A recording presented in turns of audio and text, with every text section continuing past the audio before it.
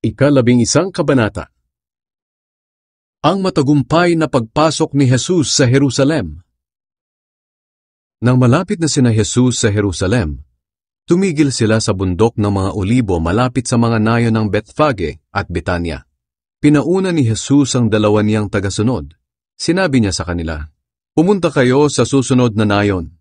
Pagpasok niyo roon, makikita ninyo ang isang batang asno na nakatali, na hindi pa nasasakyan ng kahit sino. Kalagan ninyo at dalhin dito. Kapag may nagtanong kung bakit ninyo kinakalagan ang asno, sabihin ninyong kailangan ng Panginoon at ibabalik din agad." Kaya lumakad ang dalawa at nakita nga nila ang asno sa tabi ng daan na nakatali sa pintuan ng isang bahay. Nang kinakalagan na nila ang asno, tinanong sila ng mga taong nakatayo roon, "Hoy, ano ang ginagawa ninyo riyan?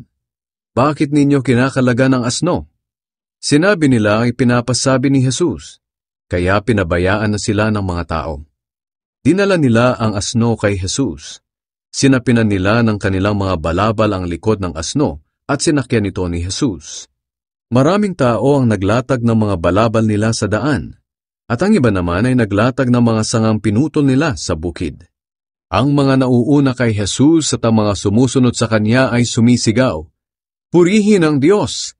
Pagpalain ang dumarating sa pangalan ng Panginoon! Pagpalain nawa ng Diyos ang dumarating na kaharian ng ninuno nating si David! Purihin natin ang Diyos!" Pagdating ni Jesus sa Jerusalem, pumunta siya sa templo.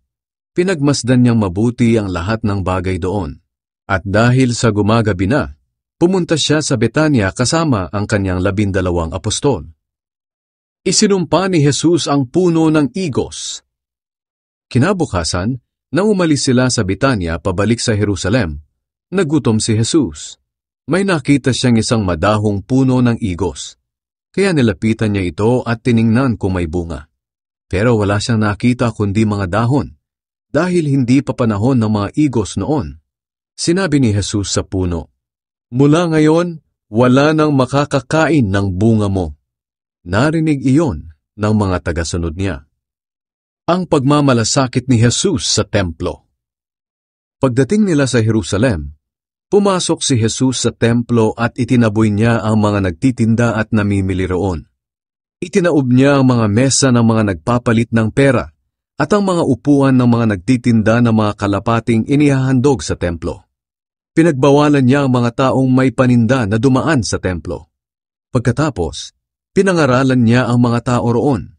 Sinabi niya, "Hindi ba't sinasabi ng Diyos sa kasulatan, 'Ang aking bahay ay magiging bahay panalanginan ng lahat ng bansa'?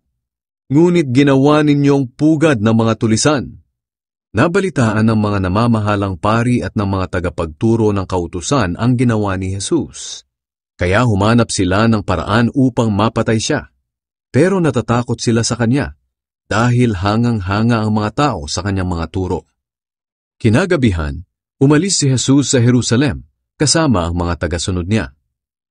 Ang aral mula sa namatay na puno ng igos.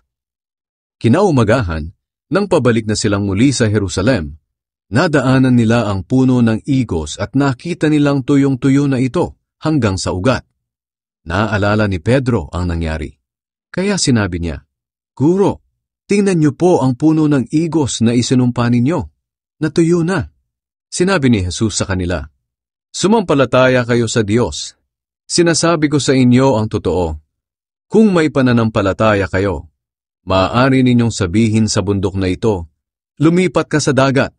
At kung hindi kayo nag-aalinlangan kundi nananampalatayang mangyayari iyon, mangyayari nga ang sinabi ninyo.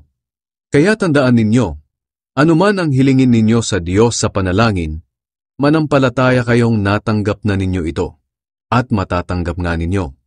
At kapag nananalangin kayo, patawarin niyo muna ang mga nagkasala sa inyo para ang mga kasalanan ninyo ay patawarin din ng inyong Amang nasa langit.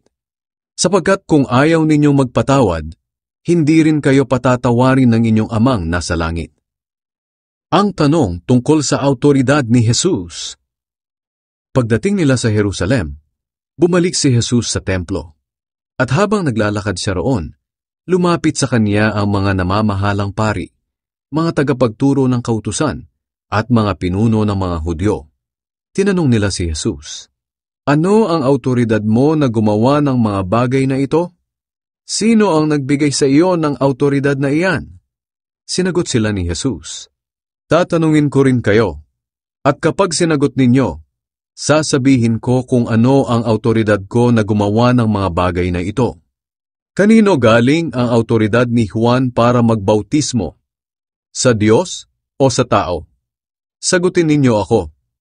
Nag-usap-usap sila. Kung sasabihin nating mula sa Diyos, sasabihin niya, "Bakit hindi kayo naniwala kay Juan?" Pero kung sasabihin nating mula sa tao, magagalit sa atin ang mga tao. Takot sila sa mga tao dahil naniniwala ang mga tao na si Juan ay propeta ng Diyos. Kaya sumagot sila, "Hindi namin alam." Sinabi ni Jesus sa kanila, "Kung ganoon, hindi ko rin sasabihin sa inyo kung saan nagmula ang awtoridad ko na gumawa ng mga bagay na ito."